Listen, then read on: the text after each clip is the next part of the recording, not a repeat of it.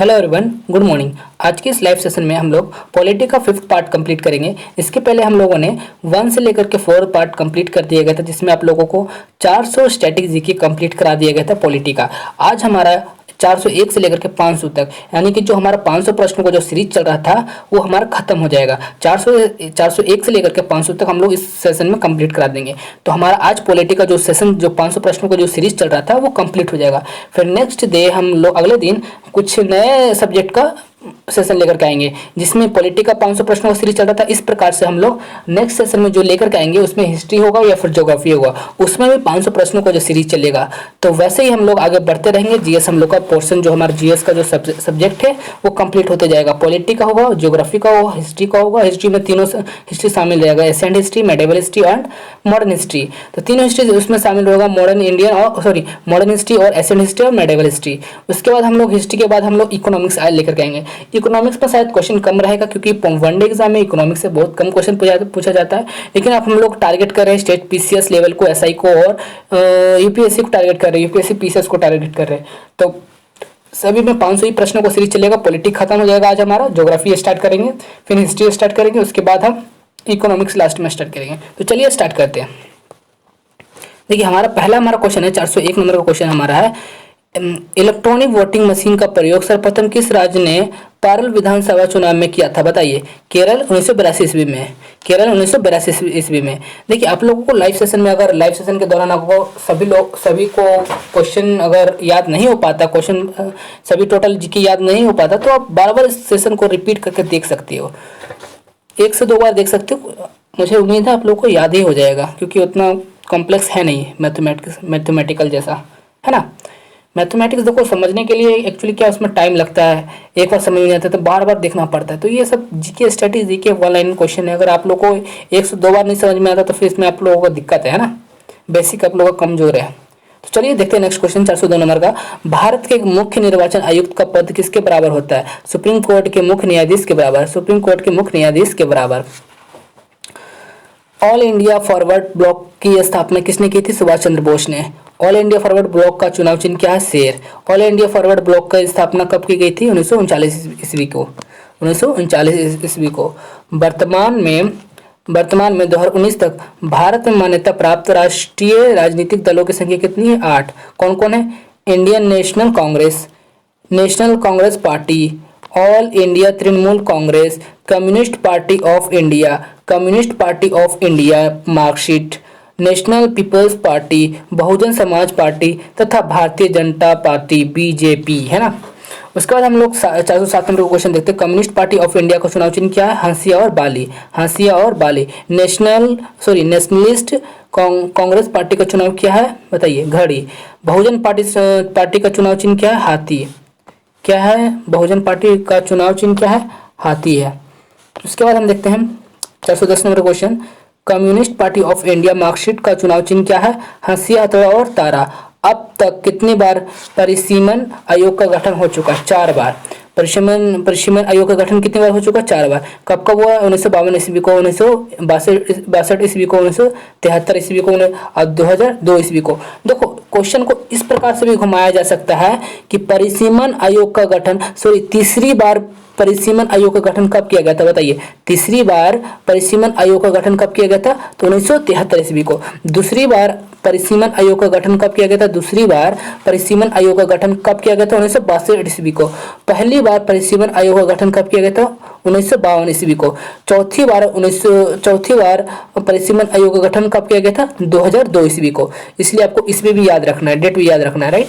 412 number का question है। 84वें संविधान संशोधन अधिनियम 2001 के द्वारा किस वर्ष तक लोकसभा एवं विधानसभा की सीटों की संख्या में कोई वृद्धि या कमी नहीं की जा सकती है? 2026 ईस्वी तक। देखिए इसको दोबारा रिपीट करते हैं। 84 में देखो, जो 84 में जो संविधान संशोधन किया गया था 2001 के द्वारा, किस वर्ष तक, यानी कौन से वर्ष तक लोकसभा एवं विधानसभा की सीटों की संख्या है, यानी कि जो लोकसभा में जो सीटें की संख्या है और विधानसभा में जो सीटों की संख्या है, कोई वृद्धि या कमी नहीं है, मतलब कोई बढ़ाया नहीं जा सकता, ना ही कुछ घटाया जा सकता है। कब तक? 2026 ईस्वी तक। 2026 ईस्वी तक लोकसभा तथा विधानसभा की सीटों में संख्या में नहीं वृद्धि की जा सकती, नहीं घटाई जा सकती है। 2026 ईस्वी तक किस संविधान संशोधन के तहत? 84वें संविधान संशोधन के तहत 2001 के द्वारा। ठीक। 413 नंबर क्वेश्चन देखते हैं।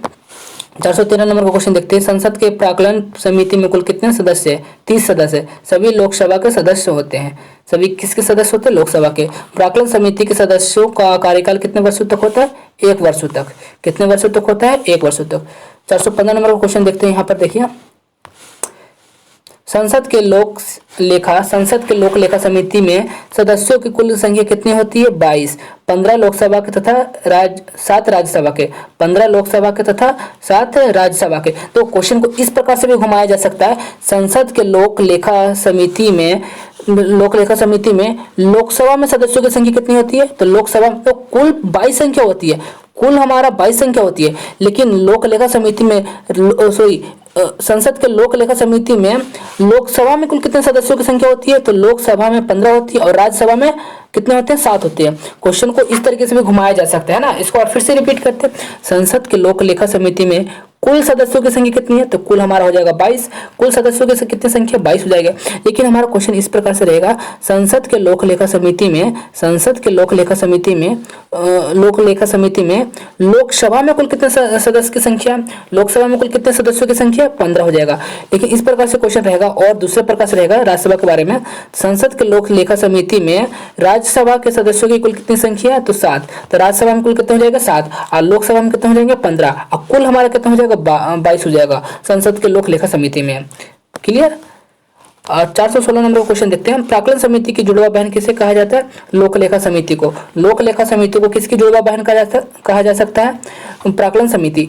इस प्रकार से भी क्वेश्चन को घुमाया जा सकता है। लोक लेखा समिति को किसकी जुड़वा बहन कहा जाता है? लोक लेखा समिति को किसकी जुड़वा बहन कहा जाता है? प्राक्कलन समिति को। लोक लेखा समिति को किसकी जुड़वा बहन कहा जाता है? प्राक्कलन समिति को। प्राक्कलन समिति की जुड़वा बहन किसे कहा जाता है? लोक लेखा समिति को। ठीक ना। दोनों तरफ से देखते हैं, हम लोग क्वेश्चन देखते हैं। राज्यसभा के सभापति और उपसभापति के बारे में उल्लेख संविधान के किस अनुच्छेद में मिलता है? अनुच्छेद 89, अनुच्छेद 89, आर्टिकल 89।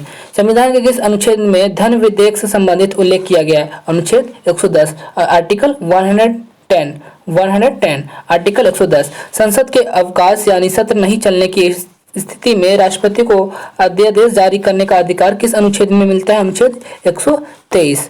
420 नंबर क्वेश्चन देखते हैं। संविधान के किस अनुच्छेद के तहत राष्ट्रपति द्वारा नियंत्रक एवं महालेखा परीक्षक की नियुक्ति की जाती है? अनुच्छेद 148 के तहत। अनुच्छेद 148 के तहत संसद द्वारा पारित विधेयक राष्ट्रपति द्वारा स्वीकृति या अस्वीकृति का उल्लेख किस अनुच्छेद में किया गया? अनुच्छेद 111, अनुच्छेद 111। राज्य की विधायिका द्वारा पारित विधेयक राज्यपाल द्वारा स्वीकृति या अस्वीकृति का उल्लेख किस अनुच्छेद में किया गया? अनुच्छेद 200, अनुच्छेद 200, आर्टिकल 200। सभी राज्यों के लिए उच्च न्यायालय की व्यवस्था का प्रावधान किस अनुच्छेद में किया गया? सभी राज्यों के लिए हाई कोर्ट की प्रावधान, हाई कोर्ट की जो फैसिलिटी है किस अनुच्छेद में किया गया प्रावधान? अनुच्छेद 214 ईस्वी में। सॉरी, अनुच्छेद 214 ईस्वी नहीं होगा, अनुच्छेद आर्टिकल 214, अनुच्छेद 214। संविधान के किस अनुच्छेद के तहत राज्यपाल उच्च न्यायालय के परामर्श से जिला न्यायाधीशों को नियुक्ति करता है? अनुच्छेद 233, अनुच्छेद 233। संविधान के किस अनुच्छेद के तहत संसद संपूर्ण देश के किसी भी भाग के लिए कानून बना सकती है? अनुच्छेद 245, अनुच्छेद 245। 426 नंबर क्वेश्चन देखते हैं। देखो, अनुच्छेद 245 हो गया, अनुच्छेद 245 हो गया ना। 426 नंबर क्वेश्चन देखते हैं। केंद्र द्वारा राज्यों को सहायक अनुदान दिए जाने का प्रावधान संविधान के किस अनुच्छेद में किया गया? अनुच्छेद 275, अनुच्छेद 275। केंद्र द्वारा राज्यों को सहायक अनुदान दिए जाने का प्रावधान, केंद्र द्वारा राज्यों को, यानी कि जो सेंट्रल गवर्नमेंट है, सेंट्रल के द्वारा यानी केंद्र द्वारा राज्यों को सहायक अनुदान दिए जाने का प्रावधान, यानी कि जो केंद्र सरकार है राज्यों को हेल्प करने का अनुदान देने का प्रावधान, यानी कि सहायक अनुदान दिए जाने का प्रावधान किस अनुच्छेद में मिलता है? तो अनुच्छेद 275 में। ठीक। 227 नंबर का देखते हैं। 227 नंबर का संघ एवं राज्यों के लिए लोक सेवा आयोग की स्थापना करने का प्रावधान अनुच्छेद के किस अनुच्छेद में मिलता है? संविधान के किस अनुच्छेद में मिलता है? संघ एवं राज्यों के लिए लोक सेवा आयोग की स्थापना करने का प्रावधान संविधान के किस अनुच्छेद में मिलता है? अनुच्छेद 315 आर्टिकल 315। लोकसभा तथा विधानसभा में बेशक मताधिकार के आधार पर चुनाव करने का प्रावधान किस अनुच्छेद में किया गया? बताइए। अनुच्छेद 326 ईस्वी में, ओ सॉरी, अनुच्छेद 326 आर्टिकल 326। मैं बार बार ईस्वी बोल देता हूँ क्योंकि देखिए फास्ट में पढ़ाने का थोड़ा सा यही हो जाता है, मिस्टेक हो जाता है। अनुच्छेद 326 होगा आर्टिकल 326।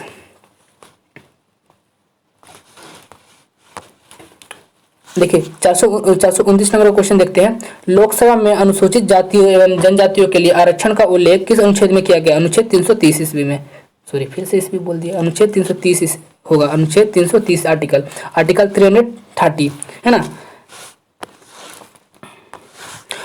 देखो पढ़ाते पढ़ाते एक्चुअली क्या हो जाता है ना, क्लास में बार बार मैं हिस्ट्री, इसके पहले मैं हिस्ट्री का क्लास ले रहा था, तो हिस्ट्री में बार बार ईस्वी से रिलेटेड जो होता है ना टाइम पीरियड होता है, वही टाइम में बता रहा था, तो बार बार जो जितने भी संख्या आते थे संख्या के बाद में ईस्वी बोल रहा था। तो यहाँ इस अनुच्छेद जितना भी बोल रहा था मैं बाद में ईस्वी निकल रही है मुझसे, तो ये मेरी गलती नहीं है, मेरी आदत है ना, आप लोग इसे इग्नोर करें। लोकसभा में अनुसूचित जाति एवं जनजातियों के लिए आरक्षण का उल्लेख किस अनुच्छेद में किया गया? अनुच्छेद 330, अनुच्छेद 330 आर्टिकल 330। एंग्लो इंडियन समुदाय से लोकसभा में मनोनीत करने का उल्लेख किस अनुच्छेद में किया गया? अनुच्छेद 331, अनुच्छेद 331। अनुसूचित जाति और जनजातियों का विधानसभा में आरक्षण का प्रावधान संविधान के किस अनुच्छेद में किया गया? अनुसूचित जाति और जनजातियों का विधानसभा में आरक्षण का प्रावधान अनुच्छेद के किस अनुच्छेद में किया गया? संविधान के किस अनुच्छेद में किया गया? बताइए। अनुसूचित जो जाति है, अनुसूचित जाति जनजाति का विधानसभा में आरक्षण का प्रावधान, विधानसभा में आरक्षण का प्रावधान संविधान के किस अनुच्छेद में किया गया? अनुच्छेद 332, अनुच्छेद 332। बताइए कितना हो जाएगा? अनुच्छेद 332। 432 नंबर क्वेश्चन है, एंग्लो इंडियन समुदाय के लोगों का विधानसभा में मनोनीत का प्रावधान किस अनुच्छेद में किया गया? अनुच्छेद 333। एंग्लो इंडियन, देखिए अनुसूचित जाति और जनजातियों का विधानसभा में आरक्षण का प्रावधान बोला जा रहा है, यहाँ भी आरक्षण का प्रावधान।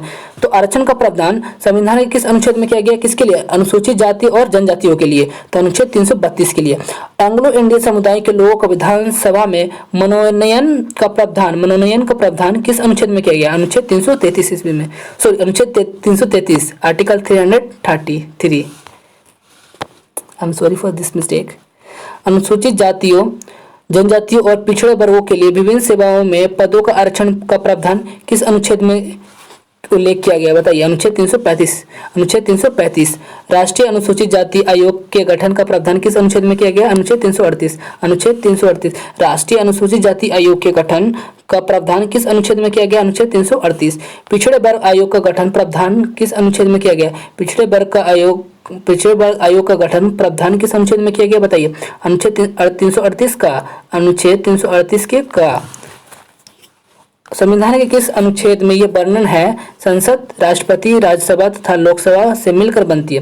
देखो संविधान के किस अनुच्छेद में यह वर्णन है? किस अनुच्छेद में यह वर्णन है, उल्लेख किया गया है? संसद, राष्ट्रपति, राज्यसभा तथा लोकसभा से मिलकर बनती है। संसद, राष्ट्रपति, राज्यसभा तथा लोकसभा से मिलकर बनती है। अनुच्छेद 79 क्या हो जाएगा? अनुच्छेद 79 आर्टिकल 79, आर्टिकल 79। 437 नंबर क्वेश्चन है, राज्यसभा तथा सभापति और उपसभापति का उल्लेख संविधान के किस अनुच्छेद में मिलता है? अनुच्छेद 89 आर्टिकल 89। प्रधानमंत्री पद पर रहते हुए किस प्रधानमंत्री की मृत्यु भारत के बाहर हुई थी? बताइए। लाल बहादुर शास्त्री 11 जनवरी 1966 ईस्वी में, 11 जनवरी 1966 ईस्वी में ताशकंद में। कहाँ हुआ था? ताशकंद में हुआ था। प्रधानमंत्री पद पर रहते हुए किस प्रधानमंत्री की मृत्यु भारत के बाहर हुई थी? लाल बहादुर शास्त्री 11 जनवरी 1966 ईस्वी में हुई थी, ताशकंद में। कहाँ हुई थी? ताशकंद में। और 439 नंबर क्वेश्चन है, अब तक के सबसे अधिक उम्र के भारत के प्रधानमंत्री कौन बने? मोरारजी देसाई 80 वर्ष की आयु में। मोरारजी देसाई 80 वर्ष की उम्र में। कितने वर्ष में? 80 वर्ष की उम्र में। प्रथम अमेरिकी राष्ट्रपति कौन थे जिन्होंने भारतीय संसद में बोला था? डीडी आइजनहावर, डीडी आइजनहावर, क्या हो जाएगा? डीडी आइजनहावर 1959 ईस्वी में, आइजनहावर 1959 ईस्वी में। 441 नंबर क्वेश्चन देखते हैं, किस संवैधानिक संशोधन के तहत कम से कम सॉरी किस संवैधानिक संशोधन के तत्वों से कम किस संवैधानिक संशोधन के तत्वों से कम ऐसे भी जनगणना के आधार पर लोकसभा में प्रतिनिधित्व को पुनः व्यवस्थित किया गया। दूसरा संवैधानिक संशोधन 1952 ईस्वी को। इसको फिर से समझने की कोशिश करते हैं। किस संवैधानिक संशोधन के तत्वों से कम किस संवैधानिक संशोधन के तत्वों से कम ऐसे भी जनगणना के आधार पर लोकसभा में प्रतिनिधित्व को पुनः व्यवस्थित किया गया। दूसरा संवैधानिक संशोधन 1952 ईस्वी को। दूसरा संवैधानिक संशोधन 1952 ईस्वी को। Right question. 442 नंबर क्वेश्चन देते हैं। किस संवैधानिक संशोधन के तहत अंतर्राज्यीय बिक्री कर के अंतर्गत किस संवैधानिक संशोधन के तहत अंतर्राज्यीय बिक्री कर के अंतर्गत कुछ वस्तुओं पर केंद्र को कर लगाने का अधिकार दिया गया था। कर लगाने का, टैक्स लगाने का अधिकार दिया गया था। छठवें संवैधानिक संशोधन 1956 ईस्वी को। किस संवैधानिक संशोधन के तहत भाषाई आधार पर राज्यों का पुनर्गठन किया गया। सातवें संवैधानिक संशोधन 1956 ईस्वी में। सातवें संवैधानिक संशोधन 1956 ईस्वी के। 444 नंबर क्वेश्चन देखते हैं हम। किस संवैधानिक संशोधन के तहत दादर एवं नगर हवेली भारत में शामिल कर उसे केंद्र शासित प्रदेश का दर्जा दिया गया। 10वें संवैधानिक संशोधन 1961 ईस्वी को। 10वें संवैधानिक संशोधन 1961 ईस्वी को। किस संवैधानिक संशोधन के तहत प्रथम अनुसूची में संशोधन कर गोवा तथा दमन एवं दीप को भारत में केंद्र शासित प्रदेश के रूप में शामिल कर दिया गया। 12वें संवैधानिक संशोधन 1962 ईस्वी में। किस संवैधानिक संशोधन के तहत नागालैंड को पूर्ण राज्य का दर्जा दिया गया था। 13वां संवैधानिक संशोधन 1962 ईस्वी को। 13वां संवैधानिक संशोधन 1962 ईस्वी को। 447 नंबर क्वेश्चन देखते हैं। किस संवैधानिक संशोधन के तहत हिमाचल प्रदेश, मणिपुर, त्रिपुरा, गोवा, दामन एवं दीप तथा पुडुचेरी में विधान पालिका का एवं मंत्रिपरिषद की स्थापना की गई थी। बताइए। 14वां संवैधानिक संशोधन 1963 ईस्वी को। 14वां संवैधानिक संशोधन 1963 ईस्वी को। किस संवैधानिक संशोधन के तहत पुडुचेरी को केंद्र शासित प्रदेश के रूप में भारत में शामिल कर दिया गया था। बताइए। 14वां संवैधानिक संशोधन 1963 ईस्वी को। 14वां संवैधानिक संशोधन 1963 ईस्वी को। किस वर्ष संविधान में 15वां संविधान संशोधन करके हाईकोर्ट के न्यायाधीशों की सेवानिवृत्ति की आयु 60 वर्ष से बढ़कर 62 वर्ष कर दी गई थी। 1963 ईस्वी को। 1963 ईस्वी को। किस संशोधन के तहत 15वां संवैधानिक संशोधन के तहत किस संशोधन के तहत 15वां संवैधानिक संशोधन के तहत जो हाईकोर्ट है, हाईकोर्ट के न्यायाधीशों को सेवानिवृत्ति है, हाईकोर्ट के न्यायाधीशों की सेवानिवृत्ति की जो आयु है, यानी कि जो रिटायरमेंट की जो आयु है 60 वर्ष से बढ़ाकर 62 वर्ष कर दिया गया था। 60 वर्ष से बढ़ाकर 62 वर्ष कर दी गई थी। कब की गई थी? 1963 ईस्वी को। कब की गई थी? 1963 ईस्वी को। कौन सा संवैधानिक संशोधन के तहत? 15वां संवैधानिक संशोधन के तहत। 15वां संवैधानिक संशोधन के तहत 1963 ईस्वी को। 450 नंबर क्वेश्चन देखते हैं। किस संवैधानिक संशोधन के तहत शपथ ग्रहण के अंतर्गत मैं भारत के स्वतंत्रता एवं अखंडता को बनाए रखूंगा, मैं भारत के स्वतंत्रता एवं अखंडता को बनाए रखूंगा वाक्य जोड़ा गया? 16वां संवैधानिक संशोधन 1963 ईस्वी को। 16वां संवैधानिक संशोधन 1963 ईस्वी को, है ना। किस वर्ष संविधान में 18वां संविधान संशोधन करके पंजाब का भाषाई आधार पर पुनर्गठन करते हुए पंजाबी भाषी क्षेत्र को पंजाब एवं हिंदी भाषा क्षेत्र को हरियाणा के रूप में गठित किया गया था? 1966 ईस्वी में। कब किया गया था? 1966 ईस्वी में। 1966 ईस्वी में किस संविधानिक, देखिए 452 नंबर क्वेश्चन है। 1966 ईस्वी में किस संवैधानिक संशोधन के तहत चुनाव आयोग के अधिकारों में परिवर्तन कर उच्च न्यायालयों को चुनाव याचिका का सुनने का अधिकार दिया गया? कब दिया गया था? 19वां संवैधानिक संशोधन 1966 ईस्वी को। 19वां संवैधानिक संशोधन 1966 ईस्वी को। देखो मैं बार बार क्वेश्चन को रिपीट कर रहा हूँ, आप वीडियो को बार बार देखिए, 1 से 2 बार 3 बार देखिए ताकि आप लोग को याद हो जाए, कंठस्थ, है ना। 453 नंबर क्वेश्चन देखते हैं। किस संवैधानिक संशोधन के तहत असम से अलग करके एक नया राज्य में मेघालय बनाया गया? 22वां संवैधानिक संशोधन 1969 ईस्वी को। 1969 ईस्वी को। किस संविधान संशोधन के तहत संविधान को यह शक्ति दिया गया कि वह संविधान के किसी भी विभाग में संशोधन कर सकती है? 24वां संवैधानिक संशोधन 1971 ईस्वी को। किस वर्ष 27वां संवैधानिक संशोधन करके मिजोरम तथा अरुणाचल प्रदेश को केंद्र शासित प्रदेश के रूप में स्थापित किया गया था? बताइए। 1971 ईस्वी को। 1971 ईस्वी को कब किया गया था? 27वां संवैधानिक संशोधन के तहत किया गया था, है ना। संशोधन करके मिजोरम अरुणाचल प्रदेश को केंद्र शासित प्रदेश बनाया गया था। मिजोरम अरुणाचल प्रदेश को केंद्र शासित प्रदेश के रूप में स्थापित किया गया था 1971 ईस्वी को 27वां संवैधानिक संशोधन के तहत। किस संवैधानिक संशोधन के तहत लोकसभा सदस्यों की संख्या 525 से बढ़कर 545 कर दी गई थी? 31वां संवैधानिक संशोधन 1973 ईस्वी को। 1973 ईस्वी को। इस संशोधन के तहत केंद्र शासित प्रदेशों का लोकसभा में प्रतिनिधित्व 25 से बढ़कर 20 कर दिया गया। 25 से बढ़कर 20 कर दिया गया था। 25 से देखो इस क्या यहाँ पर कह रहा है, इस संशोधन के तहत केंद्र शासित प्रदेशों का लोकसभा केंद्र शासित प्रदेशों को लोकसभा में प्रतिनिधित्व 20 से घटकर यहाँ होना चाहिए, 25 से घटकर 20 कर दिया गया। किस संवैधानिक संशोधन के तहत सिक्किम को भारत का 22वां राज्य बनाया गया? बताइए। इसका उत्तर हो जाएगा 36वां संवैधानिक संशोधन 1975 ईस्वी को। 36वां संवैधानिक संशोधन 1975 ईस्वी को। किस संवैधानिक संशोधन के तहत सिक्किम को भारत का 22वां राज्य बनाया गया था? 36वां संवैधानिक संशोधन 1975 ईस्वी को। 458 नंबर का क्वेश्चन है, किस संविधान संशोधन के तहत राज्य लोक सेवा आयोग के सदस्यों की सेवानिवृत्ति की आयु 60 वर्ष से बढ़कर 62 वर्ष कर दी गई थी? 41वां संवैधानिक संशोधन 1976। किस संवैधानिक संशोधन के तहत संविधान की प्रस्तावना में समाजवादी, धर्मनिरपेक्ष एवं एकता और अखंडता आदि शब्द जोड़े गए? 42वां संवैधानिक संशोधन 1976 ईस्वी को। 42वां संवैधानिक संशोधन 1976 ईस्वी को, है ना। किस संवैधानिक संशोधन के तहत 10 मौलिक कर्तव्यों को अनुच्छेद 51 के अंतर्गत जोड़ा गया? किस संवैधानिक संशोधन 10 मौलिक कर्तव्यों को 51 के अंतर्गत जोड़ा गया था? 42वां संवैधानिक संशोधन 1976 ईस्वी को। किस संशोधन के तहत यह निर्धारित किया गया कि राष्ट्रपति मंत्रिपरिषद एवं उसके प्रमुख प्रधानमंत्री की सलाह के अनुसार कार्य करेगी? 42वां संवैधानिक संशोधन 1976 ईस्वी को। 42वां संवैधानिक संशोधन 1976 ईस्वी को। 462 नंबर का क्वेश्चन, किस संवैधानिक संशोधन के तहत मिनी संविधान के रूप में माना गया? किस संवैधानिक संशोधन को मिनी संविधान के रूप में माना गया? 42वां संवैधानिक संशोधन 1976 ईस्वी को। 42वां संवैधानिक संशोधन 1976 ईस्वी को। किस संवैधानिक संशोधन के तहत शिक्षा तथा जनसंख्या नियंत्रण आदि विषयों को राज्य सूची से संबंधित सूची के अंतर्गत लाया गया? 42वां संवैधानिक संशोधन 1976। देखिए, इससे बहुत रिलेटेड क्वेश्चन आ रहा है। 42वां संवैधानिक संशोधन 1976 ईस्वी को, है ना। किस संवैधानिक संशोधन के तहत शिक्षा तथा जनसंख्या नियंत्रण आदि विषयों को राज्य सूची से संबंधित सूची के अंतर्गत लाया गया? 42वां संवैधानिक संशोधन 1976 ईस्वी को। इसके बाद देखते हैं 464 नंबर का क्वेश्चन देखते हैं, किस संवैधानिक संशोधन के तहत राष्ट्रीय आपातकाल लागू करने के लिए आंतरिक शांति के स्थान पर सैन्य विद्रोह का आधार पर रखा गया? किस संवैधानिक संशोधन के तहत राष्ट्रीय आपातकाल लागू करने के लिए आंतरिक शांति के स्थान पर सैन्य विद्रोह का आधार रखा गया? 44वां संवैधानिक संशोधन 1978 ईस्वी को। किस संवैधानिक संशोधन के तहत संपत्ति के आधार को मौलिक अधिकार के भाग से हटाकर कानूनी अधिकार की ओर श्रेणी रखा गया? कानूनी अधिकारों की श्रेणी में रखा गया। 44वां संवैधानिक संशोधन 1978 ईस्वी को। क्या हो जाएगा? 44वां संवैधानिक संशोधन 1978 ईस्वी को। किस संवैधानिक संशोधन के तहत संपत्ति के अधिकार को मौलिक अधिकारों के भाग से हटाकर कानूनी अधिकारों की श्रेणी में रखा गया? 44वां संवैधानिक संशोधन 1978 ईस्वी को। एक्चुअली कलर चेंज करता है, ये बोरिंग कलर लगा है जैसे। चलो कोई बात नहीं, येलो लेते हैं। येलो ठीक है, नहीं रेड लेते हैं ना। ओके डियर, रेड लेते हैं। तो हम लोगों ने कहा था, देखा 465 नंबर तक, है ना। किस संविधान संशोधन के तहत संपत्ति के अधिकार को मौलिक अधिकारों के भाग से हटाकर कानूनी के अधिकारों की श्रेणी में रखा गया? 44वां संविधान संशोधन 1978 ईस्वी को।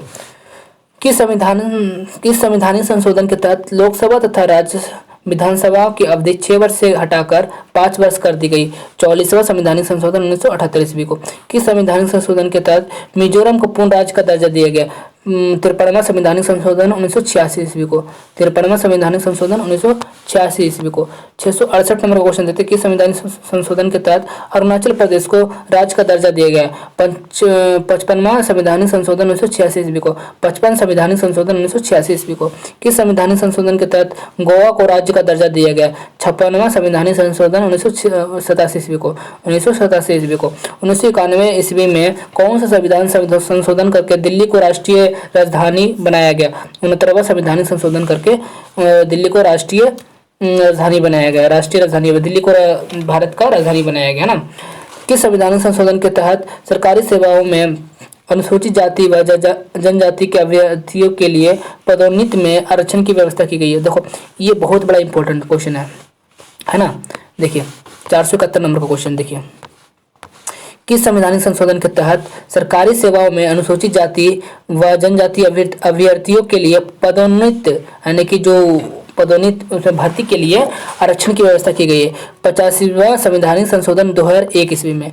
जो 85वां जो संवैधानिक है यानी कि 85 संवैधानिक संशोधन जो हुआ था, है ना, 2001 ईस्वी में उसके तहत पदोन्नति में जनजाति और अनुसूचित जाति व जनजाति अभ्यर्थियों के लिए आरक्षण का प्रावधान इसमें व्याख्या किया गया है ना। 472 नंबर क्वेश्चन है कि संवैधानिक संशोधन के तहत 6 से 14 वर्ष तक के बच्चों के लिए का अनिवार्य एवं निःशुल्क शिक्षा को मौलिक अधिकार के रूप में प्रावधान किया गया। 86वां संवैधानिक संशोधन 2002 ईस्वी में, 86वां यानी कि इसको 86 पढ़ेंगे, 86 संविधान संशोधन 2002 ईस्वी में किस वर्ष संशोधन करके सेवाओं पर कर का प्रावधान किया गया? 2003 ईस्वी में। कब किया गया था? 2003 ईस्वी में। 474 नंबर क्वेश्चन है कि संवैधानिक संशोधन के तहत केंद्र तथा राज्य के मंत्री परिषद का सदस्य की संवैधानिक संशोधन के तहत केंद्र तथा राज्य में मंत्री परिषद का सदस्य संख्या विक्रमशः लोकसभा तथा विधानसभा के सदस्यों की संख्या 15% किया गया, जिसमें देखिए इसको फिर से क्वेश्चन को पढ़ते हैं, थोड़ा सा ये अल्टर क्वेश्चन लग रहा है, हमको लगता है टाइपिंग में मिस्टेक है। कि संवैधानिक संशोधन के तहत केंद्र तथा राज्य की संवैधानिक संशोधन के तहत केंद्र तथा राज्य मंत्री परिषद का सदस्य संख्या क्रमशः, ये बी नहीं होगा यहाँ पर, क्रमशः लोकसभा तथा विधानसभा के सदस्य संख्या का 15% किया गया। बताइए किस संविधान संशोधन के तहत केंद्र तथा राज्यों में मंत्री परिषद का सदस्य, केंद्र तथा राज्यों में सेंट्रल एंड स्टेट में मंत्री परिषद का सदस्यों का संख्या क्रमशः लोकसभा तथा विधानसभा का सदस्यों का संख्या 15% किया गया। यानी देखिए इसमें संशोधन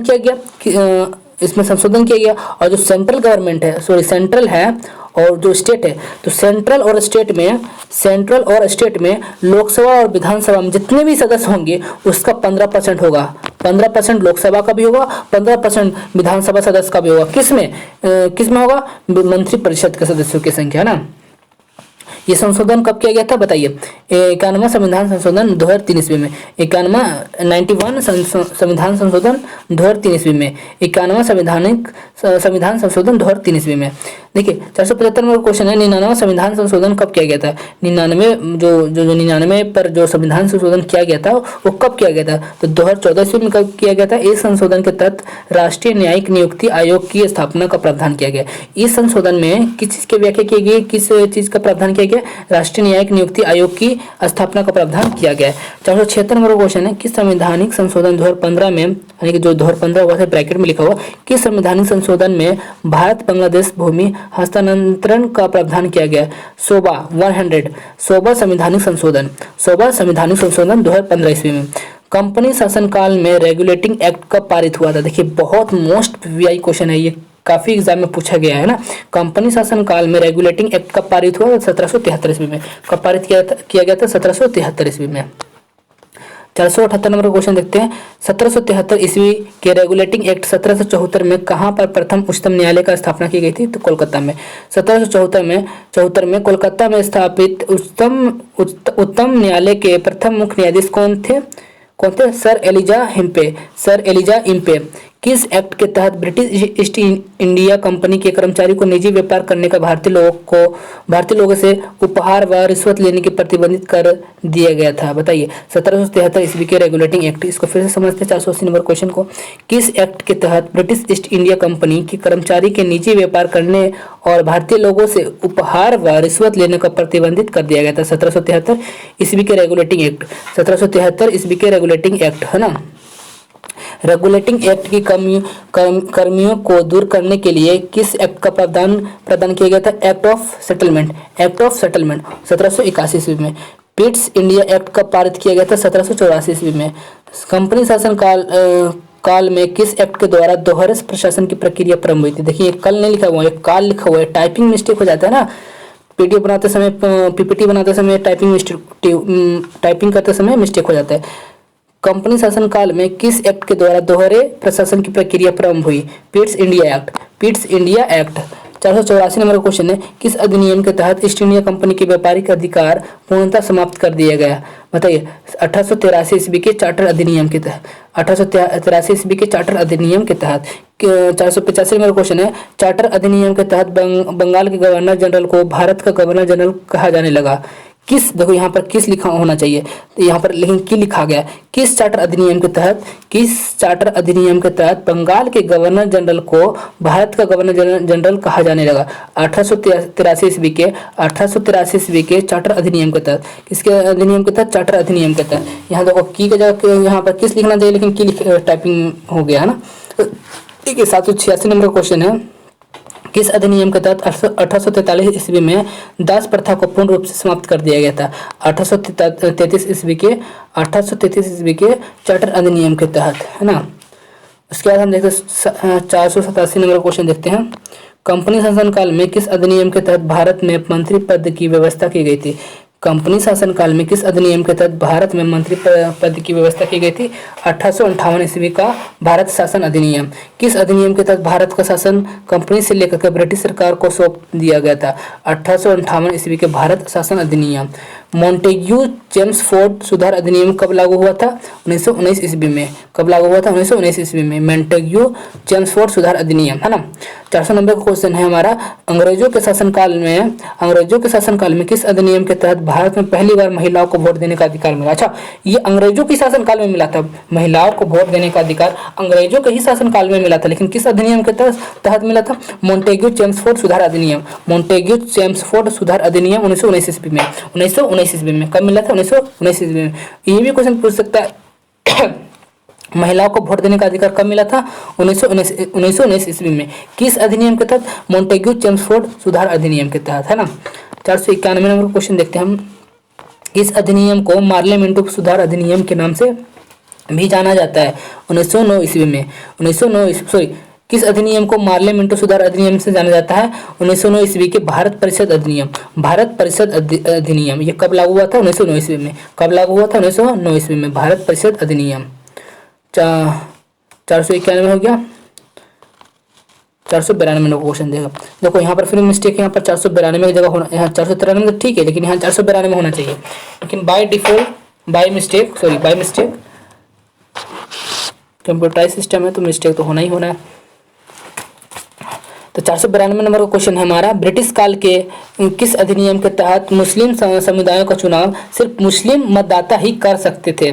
ब्रिटिश काल के समय में किस अधिनियम के तहत मुस्लिम समुदायों का चुनाव सिर्फ मुस्लिम मतदाता ही कर सकते थे? 1909 ईस्वी का भारत परिषद अधिनियम। 1909 ईस्वी के भारत परिषद अधिनियम। ब्रिटिश संसद के किस वर्ष, देखो अधिनियम के तहत पूछ रहा है, मुस्लिम सदस्यों का चुनाव सिर्फ मुस्लिम मतदाता ही कर सकते थे, तो जो मुस्लिम सदस्यों का चुनाव होता था केवल मुस्लिम लोग ही मतदाता मतलब वोट दे सकते थे। तो ये किस अधिनियम? भारत परिषद अधिनियम के तहत चल रहा था। भारत परिषद अधिनियम के तहत चल रहा था 1909 ईस्वी में।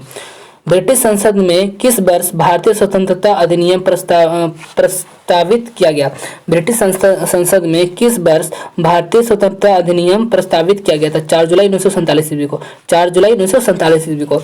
किस अधिनियम के तहत भारत से अलग करके पाकिस्तान का निर्माण हुआ था? भारतीय स्वतंत्रता अधिनियम 1947 ईस्वी को। भारतीय स्वतंत्रता अधिनियम 1947 ईस्वी को। पहला निवारक निरोध अधिनियम किस वर्ष पारित किया गया था? 26 जनवरी 1950 ईस्वी को। 26 जनवरी 1950 ईस्वी को। विदेशी मुद्रा संरक्षण व तस्करी निरोध अधिनियम किस वर्ष पारित किया गया था? 1971 ईस्वी में। 1971 ईस्वी में। कब पारित किया गया था? 1971 ईस्वी में। 497 नंबर क्वेश्चन देखते हैं, प्रेस की स्वतंत्रता का वर्णन किस अनुच्छेद में मिलता है? अनुच्छेद 19 का। संविधान के किस अनुच्छेद में यह प्रावधान किया गया है कि धर्म, मूल वंश, जाति, लिंग यहाँ पर होना चाहिए, देखो लिंग होना चाहिए तो यहाँ पर लिंग लिख दिया, ये भी टाइपिंग मिस्टेक। लिंग एवं जन्म स्थान के आदि के आधार पर नागरिकों के प्रति जीवन के किसी भी क्षेत्र में भेदभाव नहीं किया जाएगा। अनुच्छेद 15। तो धर्म हो या किस धर्म के, किस मूल के, किस जाति के, कौन से लिंग है, जन्म स्थान क्या है, इसके आधार पर नागरिकों को किसी भी क्षेत्र में भेदभाव नहीं किया जाएगा। ये किस अनुच्छेद में वर्णन किया गया, किस अनुच्छेद में प्रावधान है? तो अनुच्छेद 15। अनुच्छेद 15 में किसी भी तरीके से भेदभाव नहीं किया जाएगा। जाति, धर्म, उसके लिंग के स्थान पर, उसके जन्मभूमि के स्थान, मतलब उसके किसी भी तरीके से उसको भेदभाव नहीं किया जाएगा। ये अनुच्छेद 15 में प्रावधान है ना। 499 नंबर का क्वेश्चन देखते हैं, भारतीय संविधान के किस अनुच्छेद में अस्पृश्यता छुआछूत के उन्मूलन का उल्लेख किया गया है? अनुच्छेद 17। अनुच्छेद 17 में अस्पृश्यता छुआछूत के उन्मूलन का उल्लेख किया गया है ना। 500 नंबर क्वेश्चन है, ये हमारा लास्ट क्वेश्चन है, भारतीय संविधान में भारत रत्न भूषण, पद्म विभूषण, पद्मश्री, परमवीर चक्र आदि का पुरस्कार दिए जाने का प्रावधान किस अनुच्छेद में किया गया? अनुच्छेद 18। अनुच्छेद 18 में क्या किया गया, किस चीज का प्रावधान किया गया? तो भारतीय संविधान में भारत रत्न भूषण, पद्म विभूषण, पद्मश्री, परमवीर चक्र आदि पुरस्कार दिए जाने का प्रावधान किया गया है अनुच्छेद 18 में। तो आई होप आप लोगों को समझ में आ गया। अगर आप लोगों को इस लाइव सेशन से क्वेश्चन तो खैर याद नहीं होंगे, अगर याद हो गए तो बहुत अच्छी बात है। अगर याद नहीं हो पाया तो इस सेशन को लाइव बार बार दोबारा, जो लाइव खत्म हो जाएगा तो उसको बार बार रिपीट करके देखिए, 2 बार 3 बार, जब तक आपको याद ना हो जाए। क्योंकि इसमें जो जितने भी पॉलिटी से रिलेटेड जितने भी क्वेश्चन इसमें इंक्लूड किए गए हैं, फर्स्ट पार्ट से लेकर के 5th पार्ट तक, यानी कि आप लोग को जो 500 प्रश्नों का जो सीरीज चल रहा था वो समाप्त हो गया आज। तो इसमें वीवीआई क्वेश्चन को ही शामिल किया गया है। तो उम्मीद करते हैं आप लोगों को ये सीरीज आप लोगों को पसंद आया होगा, और इंतज़ार कीजिए नेक्स्ट विषय का, जो जीएस का जो नेक्स्ट सब्जेक्ट आएगा उसका सीरीज स्टार्ट होगा, उसमें भी 500 प्रश्नों का ही रहेगा। चलिए मिलते हैं नेक्स्ट पे।